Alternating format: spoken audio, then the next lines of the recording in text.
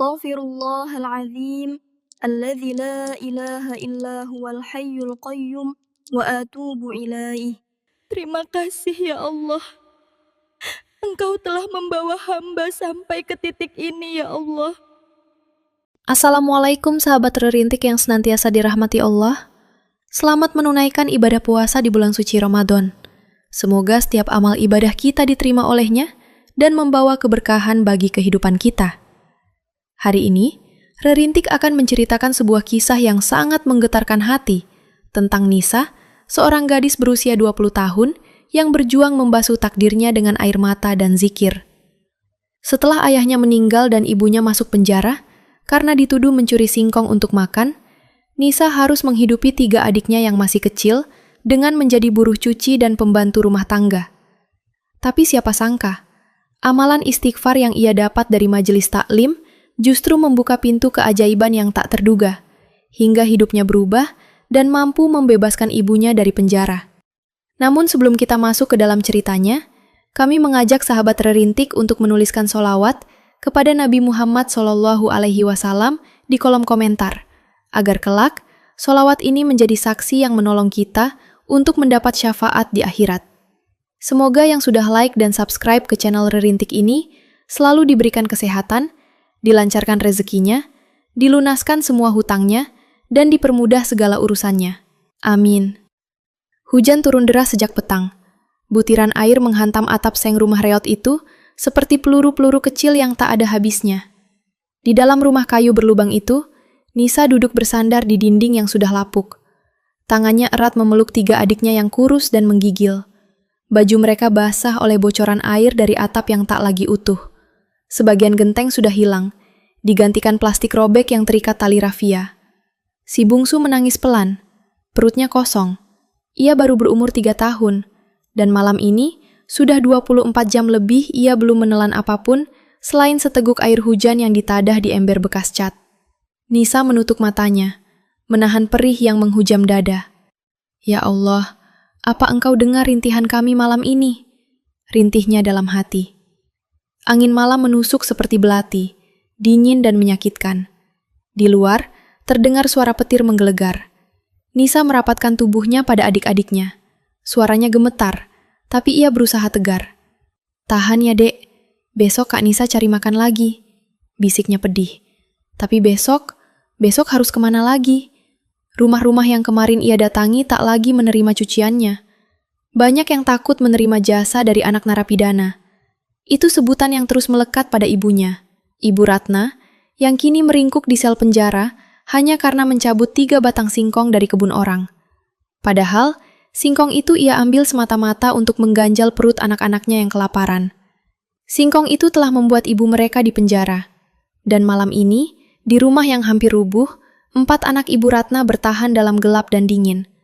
Tanpa ayah, tanpa ibu, tanpa makanan, tanpa harapan. Setahun yang lalu, keluarga Nisa masih utuh. Sang ayah, Bapak Maman, bekerja sebagai buruh proyek bangunan. Gajinya pas-pasan, tapi cukup untuk makan seadanya. Hingga suatu sore yang mengubah segalanya, Bapak Maman jatuh dari lantai 4 saat mengecor beton. Ia tewas di tempat. Pemakamannya sepi. Hanya ada Nisa, ibunya, dan beberapa tetangga yang datang karena kasihan. Tak ada kerabat, tak ada saudara. Bahkan, kakak kandung Ibu Ratna sendiri menolak datang. Sudah dibilang jangan nikah sama buruh miskin, ini akibatnya. Begitu katanya di telepon, beberapa minggu setelah ayahnya wafat. Cobaan lain datang lebih kejam. Ibu Ratna yang tak tahan melihat anak-anaknya menangis lapar, nekat mencabut beberapa batang singkong dari kebun tetangga. Ia berharap singkong itu bisa direbus untuk malam itu. Tapi malangnya, si pemilik kebun melihat dan langsung melapor ke aparat. Tanpa ampun, tanpa proses yang adil, Ibu Ratna divonis 18 bulan penjara karena tuduhan pencurian. Semenjak itu, Nisa menjadi kepala keluarga. Gadis 20 tahun itu terpaksa berhenti kuliah, mengubur cita-citanya menjadi seorang guru, dan mulai mencari pekerjaan apa saja demi menyambung hidup. Nisa memijit kaki adiknya yang bengkak. Tubuh mungil itu menggigil keras. Matanya mulai berat karena lelah dan lapar. Tapi Nisa belum bisa tidur. Ia menatap sudut rumah yang bocor, lalu menengadah ke langit-langit. Ya Allah, Aku tahu Engkau Maha melihat, tapi kalau malam ini Engkau lihat kami, tolong beri kami kekuatan. Jangan kasihani kami, cukup beri kami jalan untuk bertahan. Tangisnya pun pecah. Tapi tak lama, ia hapus air mata itu cepat-cepat. Ia tak mau adik-adiknya tahu bahwa ia juga lelah dan lemah. Pagi berikutnya Nisa bangun lebih dulu. Ia tak sempat tidur nyenyak. Udara pagi terasa sangat menusuk tulang. Dengan langkah perlahan ia keluar rumah. Sepasang sandal jepitnya sudah tipis. Baju lusuh dan jilbabnya kusam. Tapi wajahnya selalu bersih. Ia selalu menjaga itu. Dari satu rumah ke rumah lain, ia menawarkan jasa mencuci. "Permisi Bu, saya Nisa. Kalau Ibu butuh bantuan cuci atau bersih-bersih, saya bisa bantu. Bayar seikhlasnya," ucapnya penuh harap. Tapi satu demi satu pintu menolaknya. Ada yang menolak dengan sopan, tak jarang pula ada yang kasar. Ini kan anaknya Bu Ratna, maling singkong tuh. Enak aja nawarin kerja. Ntar sabun ibu dimaling juga. Celetuk seorang warga. Nisa hanya bisa tersenyum tipis, tak membalas ucapan menyakitkan itu. Ia menunduk dan perlahan melangkah pergi. Menjelang siang, Nisa duduk di pinggir jalan. Ia letakkan ember di sebelahnya, tangannya menyeka keringat. Tak ada satupun yang menerima jasanya hari ini. Lalu ia mendengar suara ramai dari arah musola kecil di ujung gang. Sekelompok ibu-ibu tengah berkumpul. Mereka duduk di atas karpet biru, mendengarkan ceramah dari seorang wanita parubaya berjilbab lebar. Wajah wanita itu sejuk, sederhana, namun memancarkan karisma yang kuat. Namanya Ustadzah Aisyah. Mata Nisa terpaku pada wanita itu. Ada sesuatu dalam sorot matanya yang berbeda. Bukan sekedar guru ngaji, tapi rasanya seperti menatap seorang ibu. Tiba-tiba mata Ustadzah Aisyah menoleh padanya. Tatapan mereka bertemu. Ustadzah itu tersenyum lembut dan melambaikan tangannya. "Dek, sini dulu sebentar," panggilnya ramah. Nisa ragu, tapi langkah kakinya seperti ditarik oleh sesuatu yang tak kasat mata. Ia mendekati majelis itu, duduk menepi di pinggir teras musola, terdiam, tak tahu harus berbuat apa. Ustadzah Aisyah mengulurkan segelas air putih kepadanya. "Namamu siapa, Nak?" tanyanya lembut. "Nisa, Bu," jawabnya pelan. "Ibu lihat dari tadi kamu duduk di pinggir. Kamu lapar?" Nisa menunduk, bibirnya terkunci rapat, tidak menjawab. Ustadzah Aisyah tersenyum penuh pemakluman lalu berkata pelan, "Jangan jawab pertanyaanku, tapi jawab panggilan Allah. Kalau kamu mau, nanti selesai majelis taklim, ikut ibu sebentar ya." Sore itu untuk pertama kalinya sejak ibunya ditangkap, Nisa merasa hatinya hangat. Bukan karena makanan, tapi karena ada seseorang yang menatapnya sebagai manusia biasa, bukan sebagai anak seorang pencuri. Dan Nisa tak pernah tahu, pertemuan singkat itu akan mengubah seluruh jalan hidupnya. Sebuah kertas kecil yang belum disodorkan hari itu, kelak menjadi kunci takdir yang ia cari selama ini. Keesokan paginya, Nisa baru saja menyelesaikan sholat duha di sudut musola yang sempit. Cahaya matahari pagi menyusup melalui celah-celah dinding bambu, memberikan sedikit kehangatan di antara udara yang masih dingin. Nisa duduk di atas tikar usang, terdiam sejenak sambil memejamkan matanya. Ia merasa lelah sekali. Seharian bekerja keras kemarin, mencuci pakaian dan menyapu rumah orang, namun hatinya tetap terasa kosong. Sesaat, ia teringat kata-kata Ustadzah Aisyah di majelis taklim kemarin. "Anak-anakku, jika kalian ingin hidup berubah, jika kalian merasa tertindas dan terpojok, amalkan zikir ini. Setelah sholat duha, bacalah dengan penuh khusyuk. Astaghfirullahaladzim, alladzi la ilaha illa huwal hayyul qayyum, wa atubu ilaih." Bacalah 27 kali, ikhlaskan hati. Allah akan memberikan jalan keluar dari arah yang tak disangka-sangka. Nisa mengingat kalimat itu dengan sangat jelas. Ustadzah Aisyah berbicara dengan penuh keyakinan, seolah beliau tahu betul betapa beratnya beban hidup yang dipikul Nisa. Sejak ibunya dipenjara dan ayahnya meninggal, Nisa merasa hidupnya hanya berjalan di tempat. Namun, setelah mendengar ucapan itu, sesuatu di dalam hatinya mulai tergerak. Ada percikan harapan kecil yang menyala. Meski ia tidak tahu apakah keajaiban itu akan menjadi kenyataan atau hanya sebatas angan, Nisa mulai merasakan ketenangan yang luar biasa saat ia mengamalkan zikir tersebut. Ia mengulanginya lagi dan lagi. Dan saat bacaannya mencapai hitungan ke-27, tiba-tiba ada perasaan ringan yang menyelimuti dadanya. Bukan hanya tubuhnya, tetapi juga jiwanya seakan mendapat hembusan angin segar. Untuk pertama kalinya dalam rentang waktu yang lama, ia merasa tak lagi sendirian. Ya Allah, jika Engkau mendengar, bantulah aku. Aku hanya ingin hidup yang lebih baik untuk adik-adikku. Gumam Nisa di dalam hati, mengulang doa yang telah banyak menguatkan hati orang-orang beriman. Dengan tekad yang baru, ia berdiri dan melangkah keluar dari musola. Seiring langkahnya menuju rumah kontrakan, Nisa merasa ada perubahan halus yang menyentuh hatinya. Memang belum ada yang berubah secara fisik saat itu juga. Namun seolah-olah, pintu langit terbuka sedikit lebih lebar, memberinya carangan napas kehidupan yang baru. Namun kenyataan pahit di luar sana nyatanya masih sama. Saat ia melintasi gang sempit menuju rumah kontrakannya, pandangannya terhenti pada sekelompok ibu-ibu tetangga yang sedang berkumpul di depan rumah. Beberapa dari mereka menyapanya dengan tatapan yang sinis. Bahkan, ada yang sengaja berbicara dengan nada keras agar suaranya bisa didengar jelas oleh Nisa.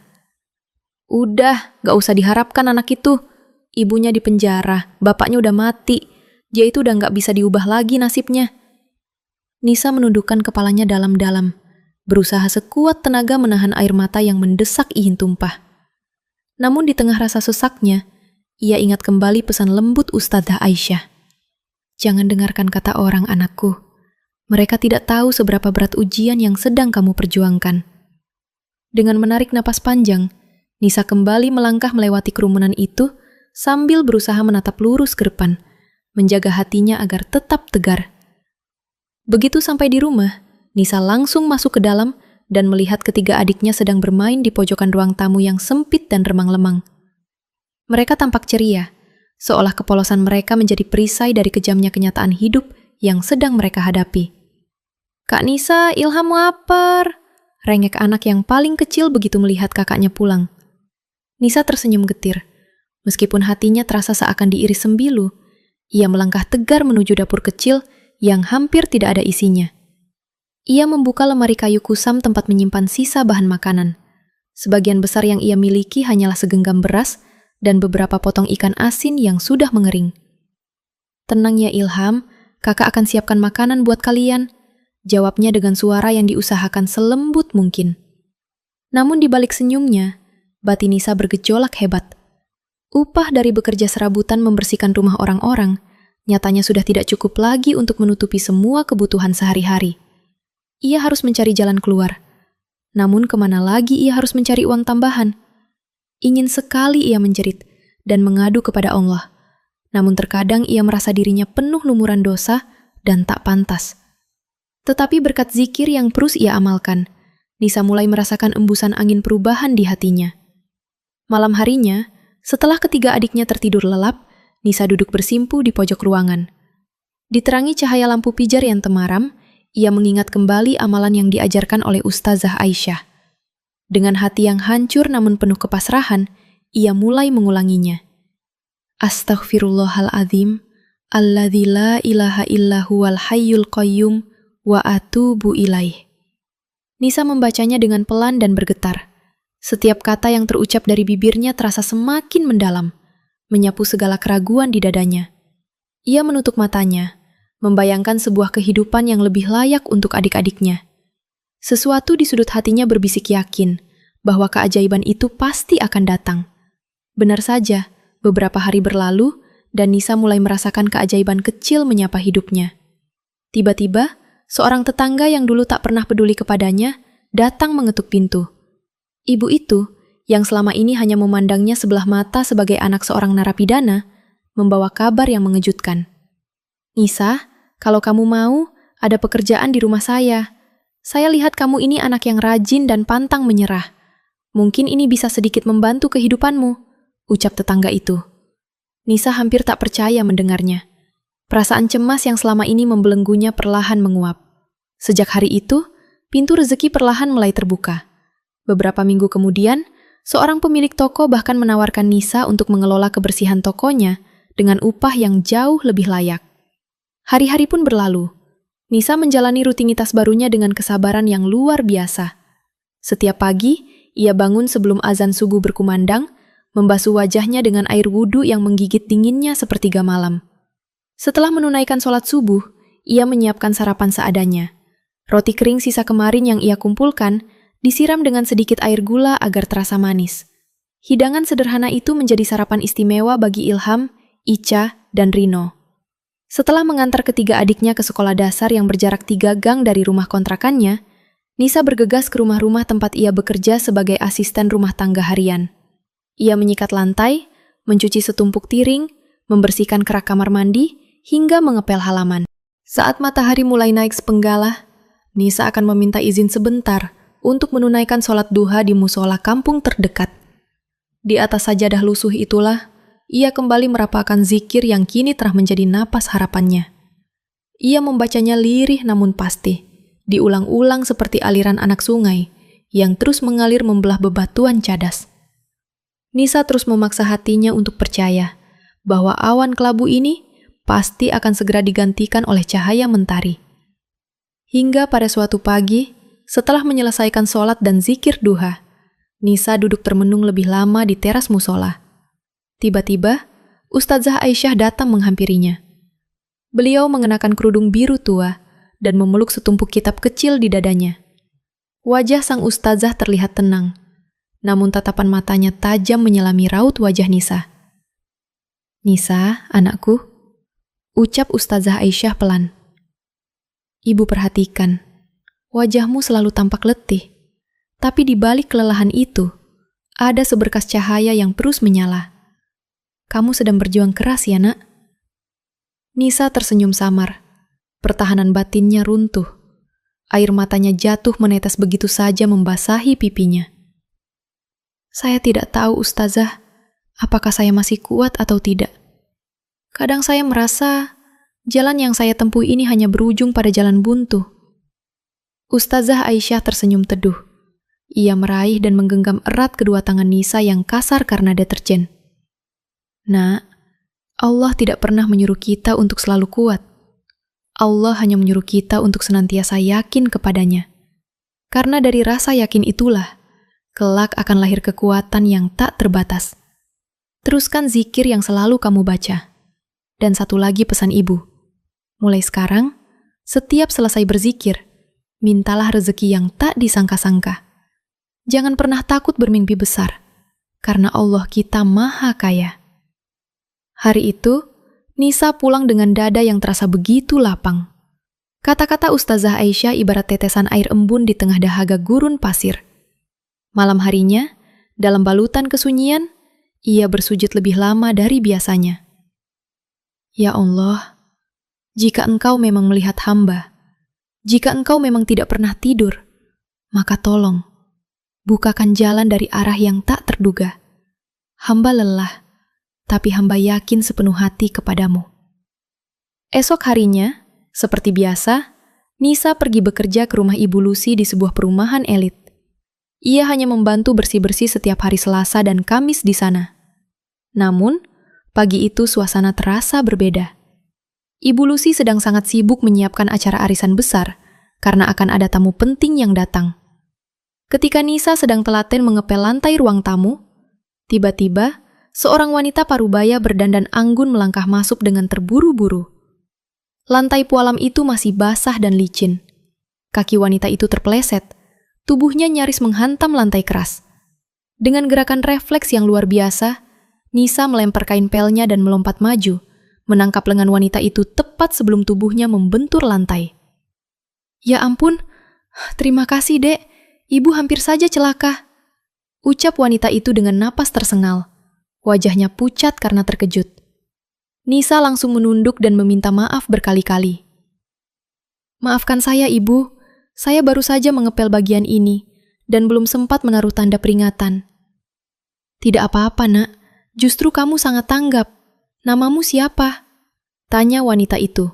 Pandangannya melembut. "Nisa, Bu." Jawabnya sangat sopan. Wanita itu menganggukkan kepalanya. "Kamu kerja di sini?" "Iya, Bu. Saya buruh harian, bantu bersih-bersih di beberapa rumah." Wanita itu memandangi Nisa dari atas ke bawah. Ada sorot kekaguman di matanya, seolah ia sedang menilai sebuah permata yang tersembunyi. Nisa, kamu bisa menyetrika baju dengan sangat rapi? Bisa membersihkan kaca besar sampai benar-benar kinclong? Nisa mengangguk cepat dan mantap. Bisa, Bu. Insya Allah. Ibu sedang butuh orang yang sangat jujur, cekatan, dan rajin di rumah ibu. Kamu bisa datang setiap hari ke sana? Gajinya akan ibu bayar 2 kali lipat dari yang kamu terima di sini. Nisa tercekat. Napasnya seakan berhenti berembus. Ibu Lucy yang kebetulan lewat dan mendengar percakapan itu pun langsung menimpali. Wah, Ibu Yuni ini memang terkenal paling cerewet soal kebersihan, Nisa. Tapi melihat hasil kerjamu, kamu pasti cocok. Ambil saja tawarannya. Kerjalah yang benar di sana. Sejak detik itu, lembaran hidup Nisa mulai menapaki tangga takdir yang sama sekali berbeda. Rumah Ibu Yuni ternyata bukan sembarang rumah. Beliau adalah seorang pengusaha sukses yang memiliki jaringan toko pakaian muslim besar di kota. Rumahnya sangat luas dan megah. Pekerjaan Nisa memang bertambah berat, namun upah yang ia terima sangat dari cukup untuk menyekolahkan ketiga adiknya. Bahkan menebus motor butut warisan almarhum ayahnya yang sempat digadaikan. 2 bulan bekerja di sana, Ibu Yuni semakin menyukai kepribadian Nisa yang tenang, jujur, dan tidak banyak bicara. Suatu hari tanpa diminta, Nisa berinisiatif membantu menyortir tumpukan baju-baju produksi yang baru saja dikirim dari pabrik. Ia menyetrika dan melipat ribuan helai pakaian itu dengan kerapian yang luar biasa. Ibu Yuni sampai tak bisa berkata-kata melihat hasil kerja tangan Nisa yang sekelas tenaga profesional. Kamu belajar merapikan ini dari mana, Nisa? Tanyanya takjub. Dari kerasnya kehidupan, Bu. Jawab Nisa pelan dengan senyum tulus. Beberapa hari kemudian, Ibu Yuni memanggilnya ke ruang kerja.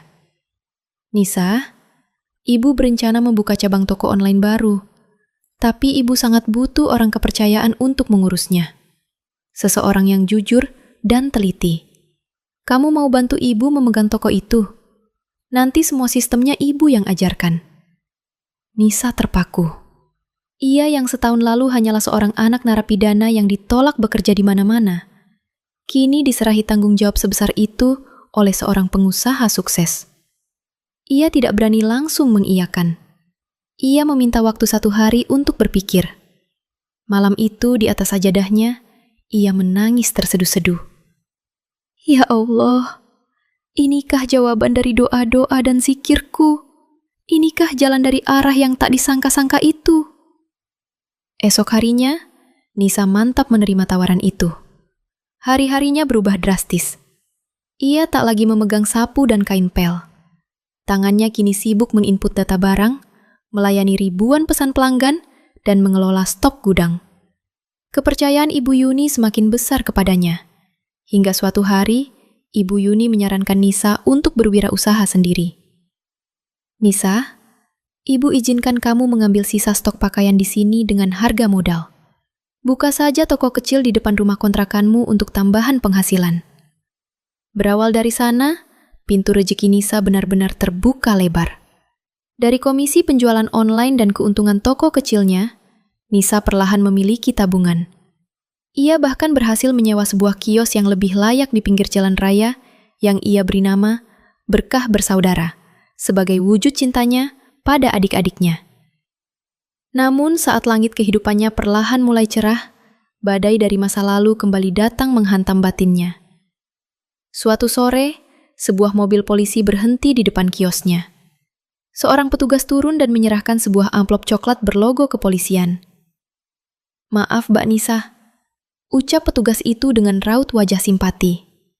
Kami tidak bisa menahan proses ini lebih lama lagi. Jika dalam minggu ini tidak ada uang jaminan yang masuk, Ibu Ratna akan dipindahkan ke rutan utama dan tetap ditahan sampai seluruh proses sidangnya selesai di pengadilan. Nisa menggenggam surat itu dengan tangan gemetar. Ia tahu, perjuangannya ternyata belum usai.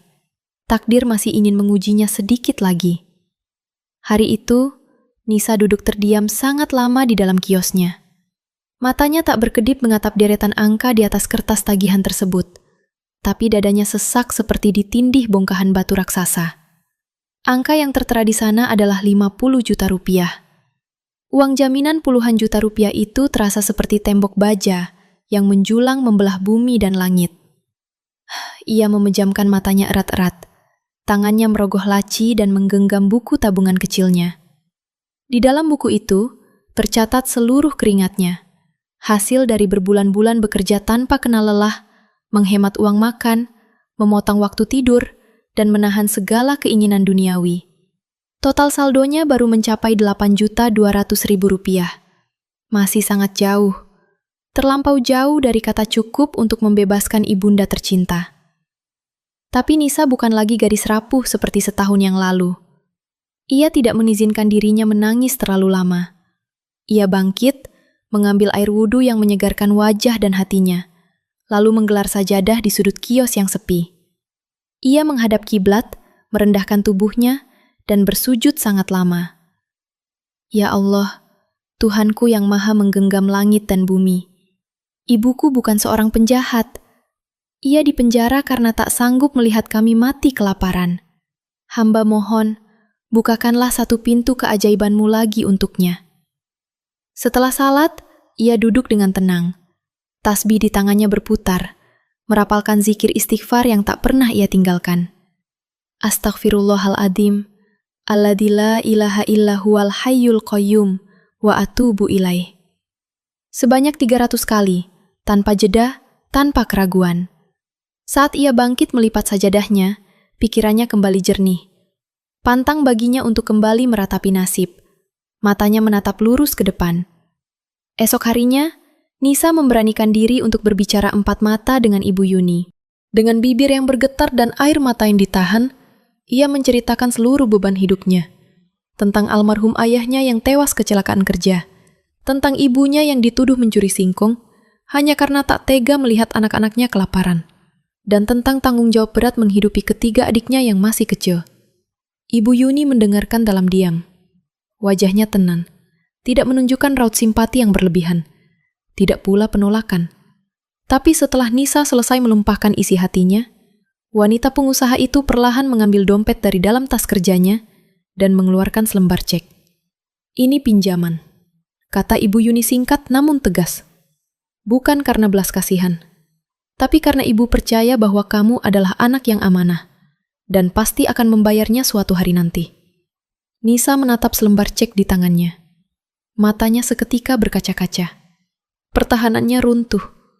Itu bukan sekedar kertas bertuliskan angka puluhan juta rupiah. Di mata Nisa, itu adalah anak kunci menuju pintu kebebasan ibundanya. Beberapa hari kemudian, ditemani oleh seorang pengacara dari Yayasan Bantuan Hukum yang dikenalkan oleh Ustazah Aisyah, Nisa menyerahkan uang jaminan itu ke kantor polisi. Tak lama berselang, pintu besi berderit terbuka. Ibu Ratna melangkah keluar dari ruang tahanan dengan tubuh yang tampak lebih ringkih, wajah pucat, dan mata yang sembab. Nisa berlari dan langsung memeluk ibunya erat-erat. Tangis rindu pecah menyayat hati. Untuk pertama kalinya dalam 1 tahun terakhir, pelukan hangat itu bukanlah sekedar kembang tidur. Ibu, kita pulang, Bu. Kita bisa pulang. Isak Nisa di pelukan ibunya. Sang ibu tak kuat berdiri lama. Tubuhnya meluruh, dan ia nyaris pingsan di pelukan putri sulungnya. Mungkin karena fisiknya yang terlampau lemah, atau mungkin karena batinnya tak sanggup mempercayai kenyataan. Anak perempuan yang dulu ia tinggalkan dalam tangis keputusasaan, kini telah menjelma menjadi sosok pelindung yang berdiri begitu kokoh di hadapannya. Beberapa hari kemudian, saat kondisi tubuh Ibu Ratna mulai membaik, Nisa menuntun ibunya melangkah ke musola kampung. Di sanalah mereka bersujud bersama untuk pertama kalinya setelah tembok penjara memisahkan mereka. Di atas sajadah itu pula, sang ibu dengan suara gemetar dan berurai air mata, mulai mengucapkan zikir yang diajarkan oleh Nisa. Astaghfirullahaladzim, alladzi la ilaha illa huwal hayyul qayyum, wa atubu ilaih. Dan seolah langit menjawab untayan doa tersebut, hari demi hari, usaha yang dirintis Nisa semakin membesar. Kios kecil yang dulu sempit, kini telah berpindah menempati 2 ruko berdampingan di jalan raya. Ia menamai tokonya Berkah Nisa, yang menjual berbagai produk busana muslimah serta kebutuhan harian. Ustazah Aisyah pun tak henti-hentinya mendoakan Nisa di setiap majelis taklimnya. Nisa adalah contoh nyata anak muda yang memilih berserah kepada Allah, bukan menyerah pada nasib. Ucap beliau pada suatu sesi pengajian yang membuat jamaah terharu. Namun, layaknya malam yang akan selalu datang setelah senja berpulang, ujian pun kembali menyapa. Kali ini, ujian itu datang berbalut masa lalu. Berwujud orang-orang yang dulu dengan tega membuang dan menghina mereka. Pada suatu sore, saat Nisa dan ibunya sedang menyapu halaman rumah baru mereka, sebuah rumah mungil 2 lantai hasil cicilan dari keringat Nisa. Sebuah mobil sedan mengkilap berhenti di depan pagar. Dari dalam mobil itu, turunlah seorang wanita dengan riasan tebal dan menenteng tas mahal. Ia memandang Nisa dengan senyum yang dipaksakan. "Nisa? Ya ampun, kamu udah gede ya sekarang. Masih ingat Tante Dina kan? Sepupunya almarhum bapakmu?" Nisa memandangi wanita itu lamat-lamat. Jantungnya berdebar. Memori pahit itu kembali berputar. Wanita ini adalah salah satu kerabat yang dulu mengusirnya mentah-mentah ketika Nisa datang mengemis pinjaman uang untuk membeli seliter beras. Wanita yang menutup pintunya rapat-rapat dan pura-pura tuli mendengar tangisan Nisa. "Wah, rumahnya bagus banget ya sekarang. Ini semua hasil usaha kamu sendiri, Nisa?" Tanyanya basa-basi. Nisa tidak menjawab. Ibu Ratna pun hanya berdiri mematung sambil menggenggam erat gagang sapu, menatap kerabatnya itu dalam diam. "Begini Nisa, Tante datang ke sini sekalian mau minta tolong.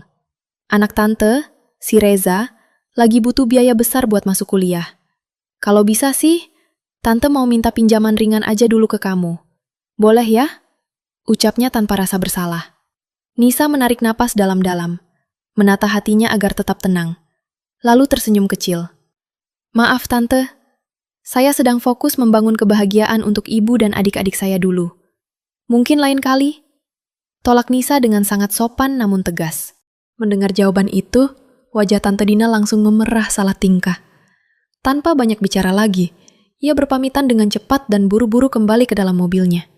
Setelah mobil itu menghilang dari pandangan, Ibu Ratna menatap Nisa sambil mengusap air mata yang menitik. "Kamu tidak menyimpan dendam kan, Nak?" Tanyanya lirih.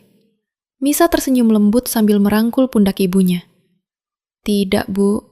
Nisa sama sekali tidak dendam. Nisa cuma sedang sibuk membahagiakan orang-orang yang dulu tidak pernah meninggalkan Nisa saat Nisa hancur. Selebihnya, biarlah Allah yang mengatur balasan untuk mereka."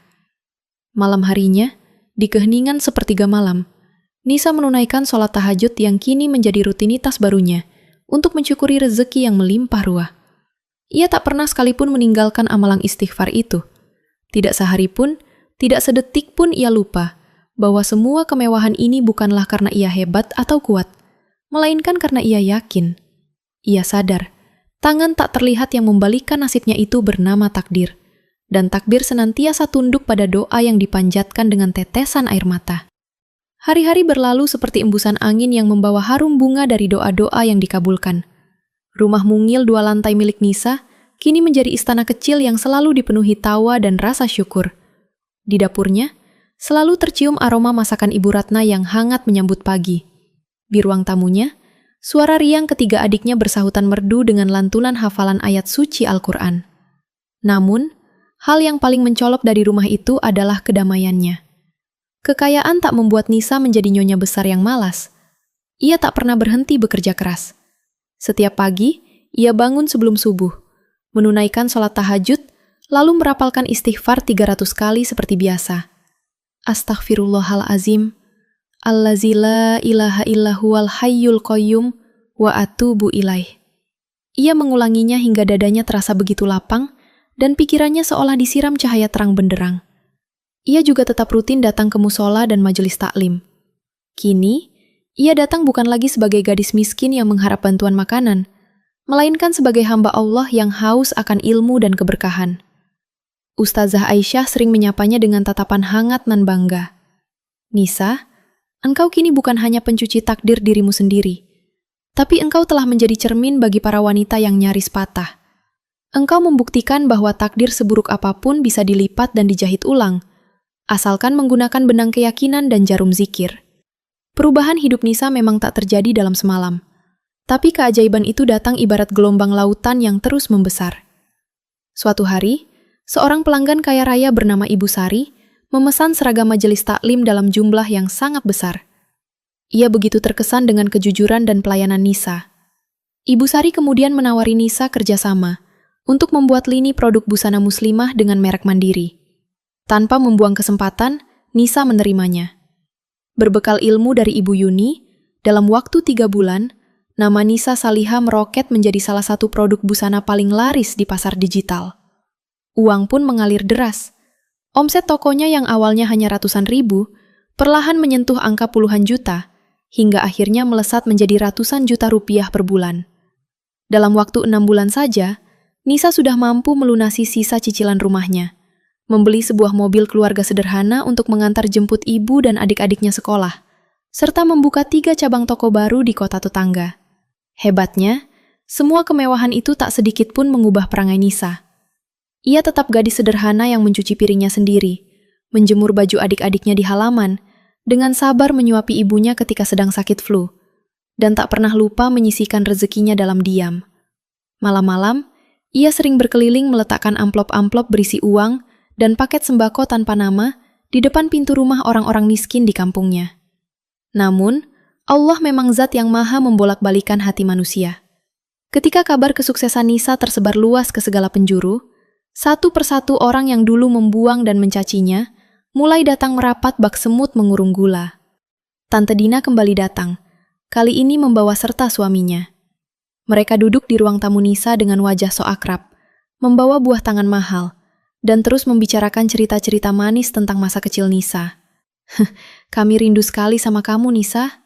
Waktu kamu susah dulu, jujur saja, Tante dan Om juga lagi banyak utang. Jadi maaf ya kalau waktu itu kami terpaksa menolak membantu.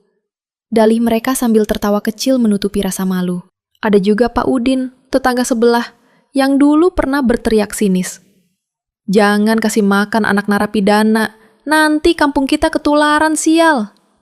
Kini, pria parubaya itu berdiri di depan meja kasir toko Nisa. Ia menunduk dengan senyum canggung sambil meremas pecinya. Nak Nisa, mau bantu bapak enggak? Anak bapak baru lulus, lagi butuh kerjaan banget. Nisa hanya membalasnya dengan senyuman yang sangat sopan. Ia tidak mengiyakan permohonan itu secara langsung. Namun tidak juga merendahkannya. Ia hanya berkata lembut, "Silakan masukkan lamaran anaknya lewat bagian HRD kami ya Pak. Di sini semuanya diproses adil tanpa terkecuali." Namun, dari semua peristiwa itu, ada satu hari di mana sebuah kejutan besar benar-benar meruntuhkan air mata Nisa. Pada suatu sore yang mendung, datang sepucuk surat resmi bersetempel negara yang membuat dada Nisa bergemuruh hebat. Itu adalah surat dari lembaga pemasyarakatan tempat ibunya dulu ditahan. Isi surat itu memberitahukan bahwa kasus Ibu Ratna telah dibuka ulang karena ditemukannya bukti baru. Saksi dan pemilik kebun yang dulu menuduh ibunya mencuri dengan pemberatan, ternyata telah ditangkap atas kasus penipuan, dan akhirnya mengaku bahwa ia telah merekayasa kesaksian palsu tentang Ibu Ratna. Air mata Nisa berjatuhan membasahi kertas surat itu. Ia menangis bukan karena menyimpan amarah, melainkan karena luka lama yang selama ini menganga, akhirnya menemukan penutupnya yang sempurna. Nama baik ibunya telah pulih seutuhnya. Ia memeluk ibunya erat-erat dan berbisik terseduh. Ibu, Allah itu sangat adil, tapi kadang keadilannya baru diturunkan setelah kita benar-benar ikhlas. Ibu Ratna menangis terseduh-seduh di pelukan putri sulungnya. Tangisan sedalam samudra, bukan lagi karena meratapi kepedihan, tapi karena ia bersyukur. Di dunia yang keras dan penuh fitnah ini, Allah masih menyisakan seorang bidadari pelindung berwujud anak perempuannya. Sosok yang setia menjaga agar lentera harapan di rumah mereka tetap menyala terang. Beberapa waktu kemudian, sebuah undangan kehormatan datang dari pemerintah kota. Nisa secara khusus diundang sebagai pembicara utama dalam acara besar bertajuk Inspirasi Perempuan Bangkit. Hari itu, di hadapan ratusan orang penting, Nisa berdiri di atas podium yang megah. Ia tidak mengenakan gaun mewah, hanya balutan gamis sederhana, wajah polos tanpa riasan berlebih, namun memancarkan wibawa. Dengan suara yang bergetar namun penuh keyakinan, Ia memulai kisahnya. Dulu, saya hanyalah seorang buruh cuci. Tidak ada satupun yang peduli pada saya dan adik-adik saya yang kelaparan. Bahkan saudara kandung sendiri pun berpaling. Tapi, saya selalu percaya bahwa Allah tidak pernah tidur. Dia melihat setiap tetes air mata saya di sepertiga malam dan menampungnya untuk dijadikan bahan bakar menuju pintu rejeki yang tak pernah saya duga. Tepuk tangan bergemuruh menggetarkan seisi gedung. Tapi Nisa tidak menangis di atas panggung. Justru yang menangis terseduh-seduh adalah wanita-wanita di kursi hadirin. Mereka seolah sedang melihat keajaiban yang hidup. Sosok gadis 20-an tahun yang dulu tinggal meringkuk di gubuk bocor, kini berdiri tegar bak mercusuar yang membelah badai. Sepulangnya dari acara bersejarah itu, Nisa mampir untuk menjemput ibunya di musola. Sang ibu tampak damai duduk di sudut ruangan sambil melantunkan ayat-ayat suci Al-Quran, sementara ketiga adiknya sedang menyetorkan hafalan surat Al-Mulk. Nisa menatap mereka dari ambang pintu. Itulah keluarganya. Harta paling berharga yang tak akan pernah bisa dibeli oleh tumpukan uang atau gemerlap ketenaran. Ia melangkah perlahan, lalu mendekap ibunya dari belakang. Kita sudah sampai pada tujuan kita, Bu. Bukan di akhir perjalanan, tapi di tempat terindah yang sudah Allah pilihkan untuk kita. Dan malam itu, di kamarnya yang nyaman dan tenang, Nisa kembali duduk bersimpu di atas sajadah. Ia memejamkan mata, memutar tasbihnya, dan melantunkan zikir itu 300 kali tanpa satu pun terlewatkan. Astaghfirullahaladzim, alladzi la ilaha illa huwal hayyul qayyum wa atubu ilaih. Dari balik jendela kamarnya yang terbuka, cahaya bulan purnama bersinar terang menembus kegelapan, seolah ikut menjadi saksi bisu atas kisah seorang gadis pencuci takdir, yang jiwanya tak lagi bisa dikotori oleh hinaan dunia. Semenjak hidupnya berputar 180 derajat, Nisa tidak lagi berjalan dengan kepala tertunduk saat melewati gang sempit kampungnya. Namun, langkahnya pun tidak menjadi pongah. Ia tetap tersenyum dan menyapa siapapun yang ia jumpai. Meskipun sebagian dari mereka hanya sanggup membalas dengan tatapan canggung dan menunduk malu. Mereka tahu dengan pasti bahwa mereka adalah saksi sekaligus bagian dari luka masa lalu Nisa yang dulu mereka torehkan. Pagi itu, udara terasa begitu sejuk. Setelah mengantar adik-adiknya ke sekolah dan memeriksa laporan dari cabang butik baru yang dibuka di kota sebelah, Nisa menyempatkan diri mampir ke pasar tradisional. Meskipun kini ia bisa menyuruh asisten rumah tangga untuk berbelanja, Nisa masih sangat menyukai kebiasaan lamanya. Berbelanja sayur segar sendiri, berbaur dengan hiruk-pikuk kehidupan. Di sela-sela los sayuran yang becek, langkah Nisa terhenti. Ia mendengar suara parau yang memanggil namanya dari sudut lapak kecil. Nisa, Nisa. Suara itu berasal dari seorang wanita yang sangat tidak asing di ingatan Nisa. Mak Jum. Ya, Mak Jum adalah tetangga sebelah rumah kontrakannya dulu, yang paling sering nyinyir dan tak segan memfitnah ibunya sebagai pencuri di depan umum. Wanita yang dulu selalu memanggil Nisa dengan sebutan anak napi itu, kini duduk menggelar dagangan sayur di pinggir jalan. Wajahnya tampak kuyu, kulitnya keriput, dan matanya cekung menyiratkan beban hidup yang berat. Iya, Mak Jum. Apa kabar, Mak? Sapa Nisa dengan senyum tulus yang mengembang. Mak Jum tertunduk malu, tak berani menatap mata gadis yang dulu ia hinakan. Tangannya yang keriput dan gemetar menyodorkan sekantong kecil daun bayam yang nyaris layu. Maafkan Mak ya dulu, Nisa. Mak ini banyak salah sama kamu dan ibumu. Tapi, kalau kamu mau beli sayur dari Mak terima kasih banget, Nak. Sekarang susah sekali cari pembeli. Dagangan Mak sering sisa. Ucapnya dengan suara bergetar menahan tangis. Nisa menerima bungkusan bayam itu dengan lembut. Ia sama sekali tidak mengungkit rasa sakit di masa lalu. Ia membuka dompetnya, membayar jauh lebih banyak dari harga yang seharusnya, lalu menggenggam tangan Mak Jum pelan. Semoga dagangannya laris manis hari ini ya, Mak. Nisa pamit dulu. Ucapnya penuh kelembutan. Nisa sadar, ini bukanlah saatnya untuk membalas dendam. Akar dendam di hatinya sudah lama mengering, dan luka lama tak perlu lagi dikorek hingga berdarah kembali. Ia tahu, Dunia ini terlalu singkat dan fana untuk diisi dengan racun dari masa lalu. Namun, mengikhlaskan ternyata tidak semudah itu bagi orang lain. Seminggu kemudian, Nisa dan Ibu Ratna diundang oleh Kementerian Sosial ke ibu kota untuk menerima penghargaan sebagai pejuang keluarga inspiratif. Berita itu masuk ke televisi dan koran lokal. Tiba-tiba saja, kerabat-kerabat jauh yang dulu menghilang bak di telan bumi mulai bermunculan kembali bagai laron mencari cahaya. Tante Dina, yang dulu tega membanting pintu saat Nisa datang memohon pinjaman beras untuk adik-adiknya yang kelaparan, kini datang ke butik Nisa.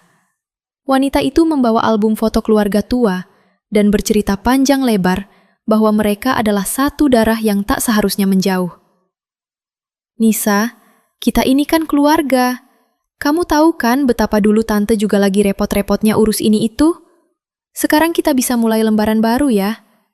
Oh iya, kamu bisa bantu modalin usaha anak tante nggak? Kasihan dia belum punya pekerjaan tetap." Bujuknya tanpa rasa malu. Tak lama berselang, datang pula Om Darto. Pria parubaya yang dulu sempat meludah dan berkata bahwa kehadiran Nisa memalukan keluarga itu, kini datang membawa setumpuk proposal bisnis. Ia bercerita panjang lebar soal niat baiknya membangun pesantren di kampung dan meminta donatur utama dari Nisa. Menghadapi mereka semua, Nisa hanya duduk tenang. Ia mendengarkan setiap bualan itu tanpa menjawab panjang lebar. Bukan karena ia marah atau dendam. Ia hanya tidak ingin kecewa untuk kedua kalinya. Nisa sudah cukup banyak belajar dari kerasnya jalanan, bahwa niat baik tidak bisa dipaksa, dan keluarga yang sesungguhnya adalah mereka yang hadir mengulurkan tangan saat kita runtuh, bukan mereka yang datang menengadahkan tangan saat kita sudah berdiri tegak. Semua permintaan itu ditolaknya dengan halus, namun tegas.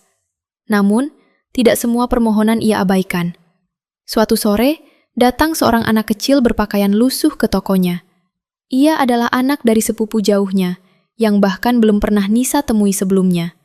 Anak itu datang dengan mata sembab dan tangis tertahan, menceritakan bahwa ibunya sedang sakit parah di puskesmas dan butuh biaya rujukan segera. Tanpa banyak bicara apalagi mengungkit masa lalu orang tuanya, Nisa langsung menutup tokonya. Ia mengantar anak itu ke rumah sakit besar, menanggung seluruh deposit biaya pengobatan, dan membelikan makanan bergizi untuk ibunya. Nisa tidak peduli siapa ibu anak itu. Baginya, anak kecil tak berdosa itu tidak boleh menjadi korban dari rumit dan kejamnya dunia orang dewasa. Nisa mulai belajar menyeimbangkan hatinya. Tidak semua luka harus dijahit dengan benang permakluman. Kadang luka hanya perlu dibiarkan sembuh dengan sendirinya, tanpa harus terus digaruk. Malam itu, hujan turun cukup deras membasahi bumi. Ketiga adiknya sudah tertidur lelap di kamar mereka yang hangat. Nisa duduk sendirian di teras atas rumah barunya. Rumah yang dulu hanya berani ia impikan saat punggungnya pegal mengepel lantai pualam majikannya. Ia memandangi jalanan aspal yang basah. Pikirannya melayang pada kenangan saat ia menyusuri jalan yang sama. Basah kuyup memeluk 2 kantong plastik berisi pakaian kotor pelanggan. Di kejauhan, di sudut musola dekat rumahnya, lampu bohlam kuning temaram tampak menyala. Ia ingat dengan sangat jelas, di teras musola itulah ia pertama kali disapa oleh Ustadzah Aisyah.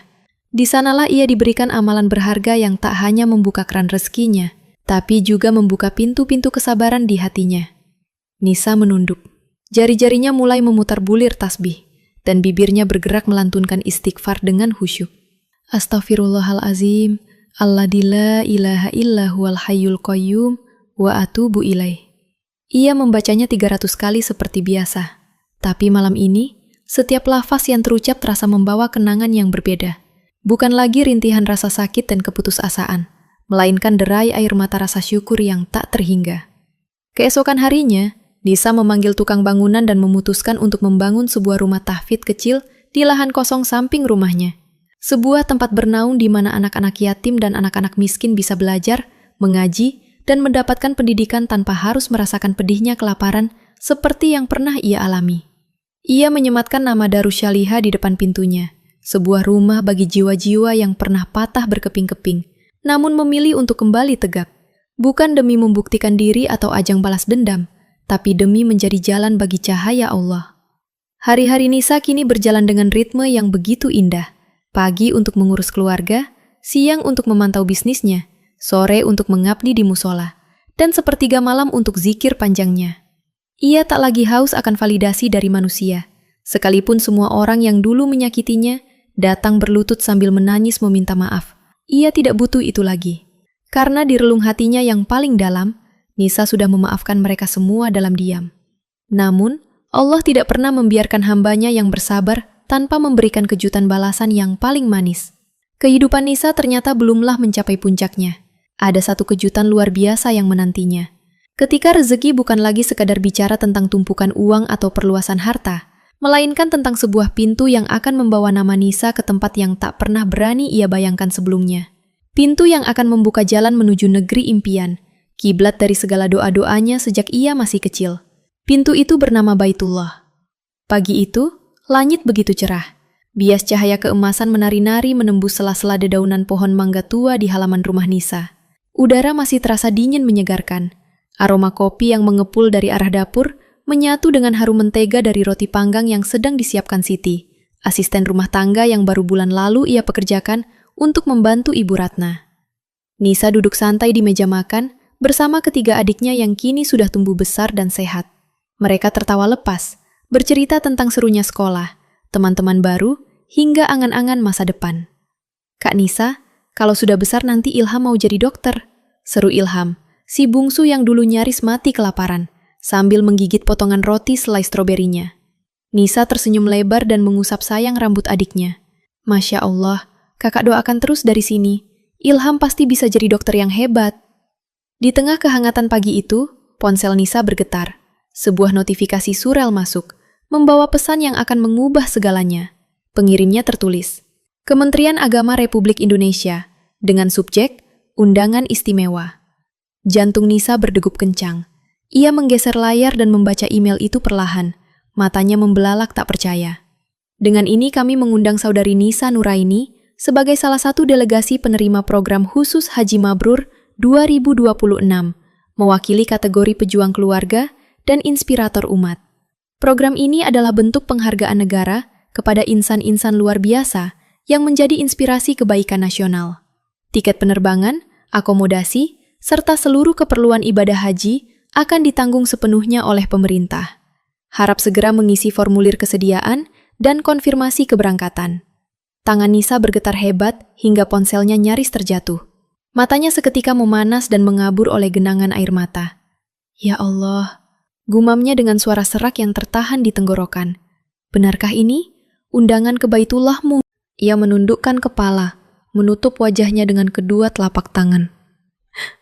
Tangisannya pecah tak bisa dibendung lagi. Ini bukan mimpi. Ini juga bukan hasil dari tabungan uang ratusan juta yang susah payah ia kumpulkan. Ini murni hadiah langsung dari langit. Tiba-tiba, ia teringat kembali pada malam-malam kelam, di mana tubuhnya remuk setelah seharian mencuci baju bertumpuk milik majikannya. Malam-malam di mana ia menahan rasa kantuk dan lapar, tetap memaksakan diri duduk bersimpuh di atas sajadah, membaca istighfar dengan derai air mata selepas sholat duha. Persis seperti yang diajarkan oleh Ustadzah Aisyah. Ternyata, zikir istighfar itu bukan hanya sekadar pelipur lara, melainkan sebuah jembatan kokoh menuju takdir yang sangat mulia. Nisa segera menghambur memeluk ketiga adiknya satu persatu. Ica, Rino, dan Ilham tampak kebingungan melihat kakak kesayangan mereka menangis sesenggukan. Tapi mereka ikut tersenyum melihat wajah Nisa yang memancarkan cahaya kebahagiaan. Tanpa menunggu lama, Nisa berlari keluar rumah menuju musola kecil, tempat majelis taklim biasanya diadakan. Sesampainya di sana, dengan napas terengah-engah, matanya langsung menyapu ruangan mencari sosok Ustadzah Aisyah. "Ustadzah, Ustadzah!" panggil Nisa terseduh-seduh. Saya diundang ke Baitullah dari kementerian, Ustadzah. Gratis, semuanya ditanggung negara. Saya masih tidak percaya." Suaranya bergetar hebat, persis seperti anak kecil yang baru saja mendapatkan pelukan hangat setelah dibiarkan kedinginan bertahun-tahun lamanya. Ustadzah Aisyah tersenyum teduh. Ia melangkah maju dan menggenggam erat kedua tangan Nisa yang gemetar. "Nisa, anakku, Ucap Ustadzah Aisyah lembut. Inilah balasan nyata dari kesabaran yang selalu kamu pupuk di atas tanah luka. Allah tidak pernah memejamkan matanya. Dia melihat setiap tetes air mata hambanya yang bersabar.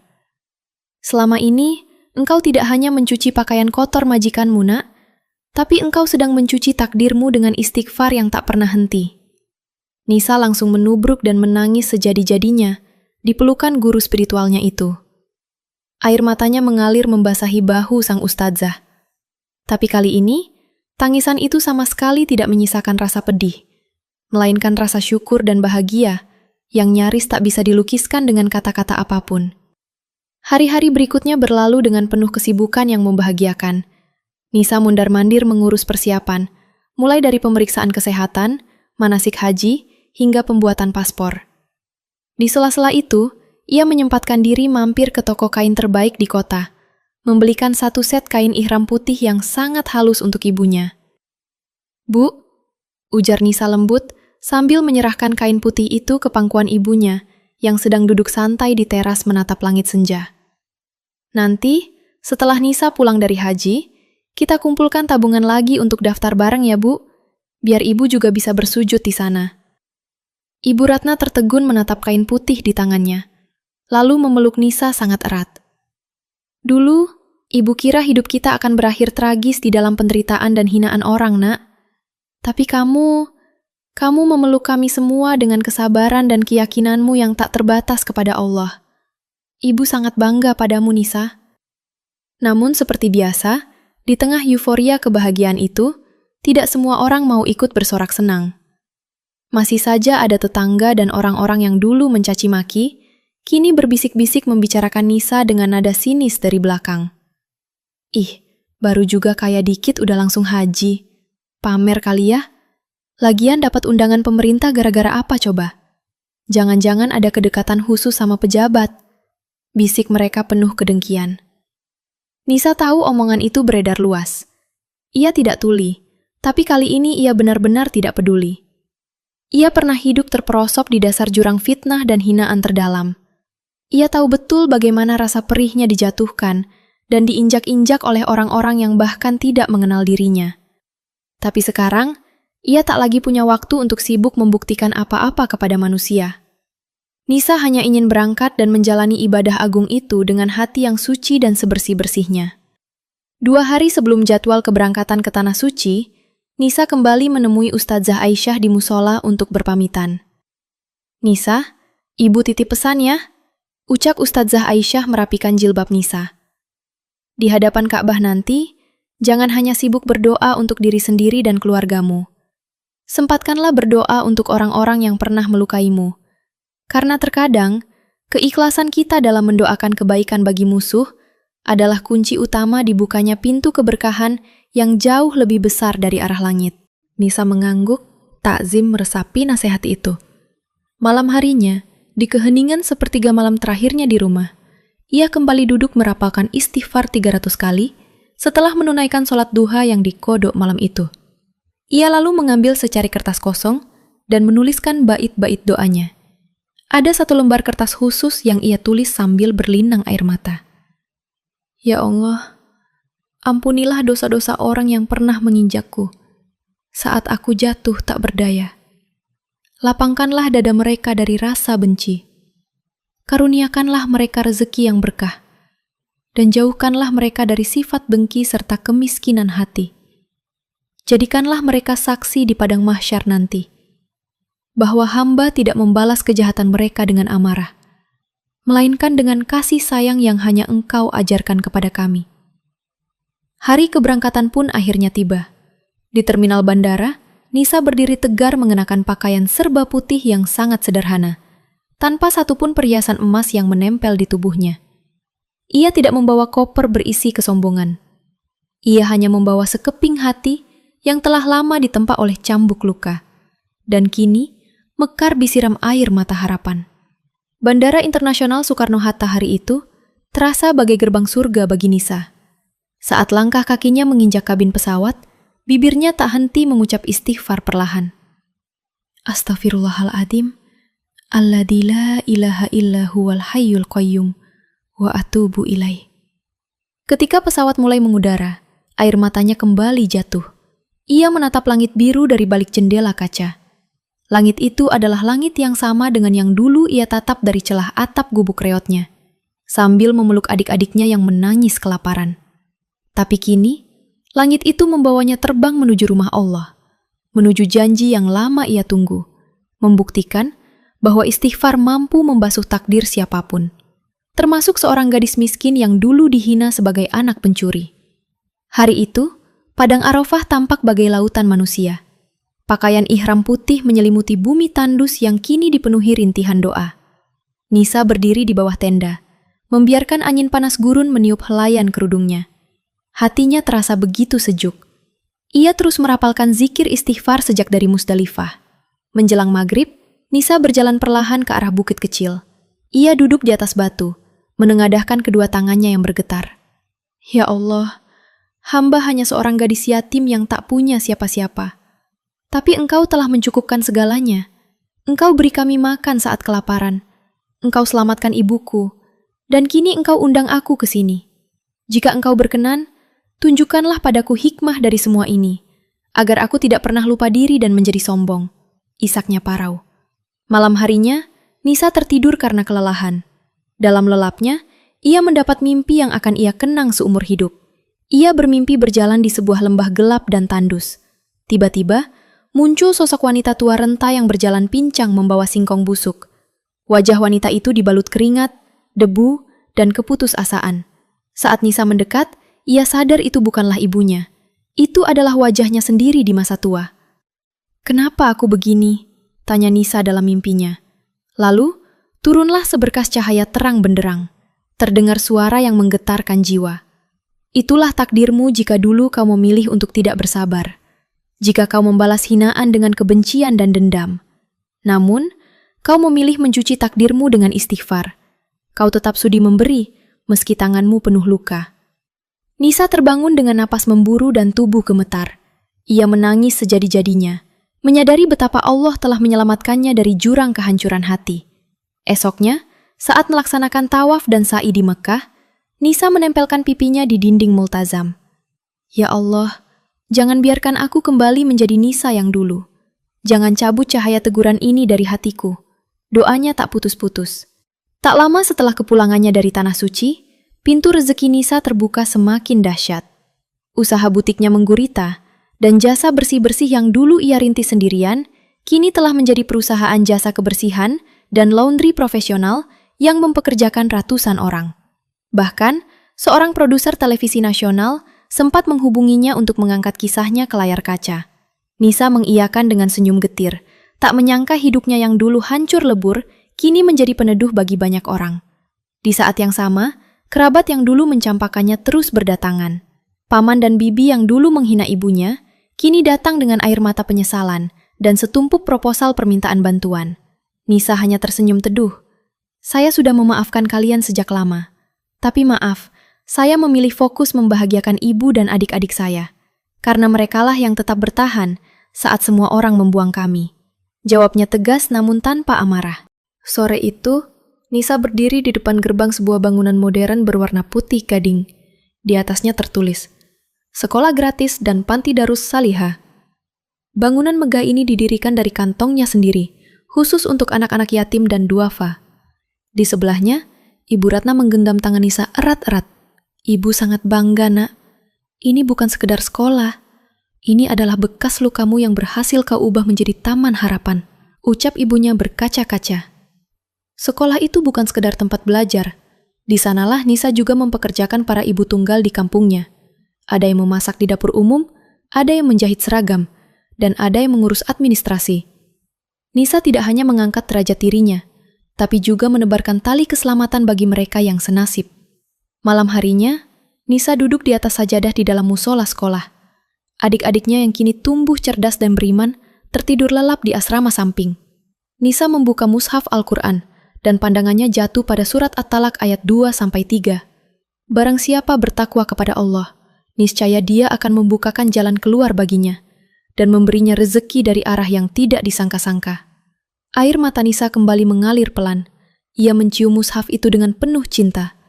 Ia sudah menjadi tangan di atas, tapi kakinya tetap kokoh menjejak bumi.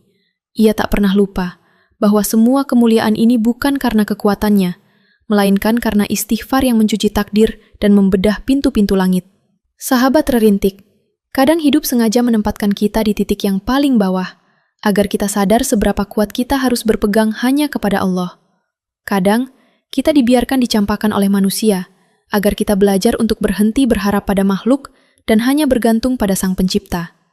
Ingatlah janji Allah dalam surat At-Talaq, bahwa jalan keluar dan rezeki yang tak disangka-sangka selalu menanti mereka yang bertakwa. Jika hari ini kamu merasa lelah, sendirian, dihina, dan seolah tak punya harapan, mulailah dari satu hal yang paling sederhana, istighfar. Terima kasih sudah menyimak kisah penuh perjuangan ini sampai akhir. Semoga kisah Nisa mampu menguatkan hatimu dan menyalakan kembali lentera harapan bahwa hidup ini bisa berubah seindah surga, asalkan kita yakin pada takdir dan kuasanya. Jika sahabat Rerintik menyukai kisah ini, jangan lupa klik like, subscribe, dan tinggalkan pesanmu di kolom komentar ya. Bagikan juga video ini ke teman dan keluargamu, agar semakin banyak hati yang tersentuh dan bangkit kembali dari kesedihannya. Sampai jumpa di kisah inspiratif Rerintik selanjutnya. Wassalamualaikum warahmatullahi wabarakatuh.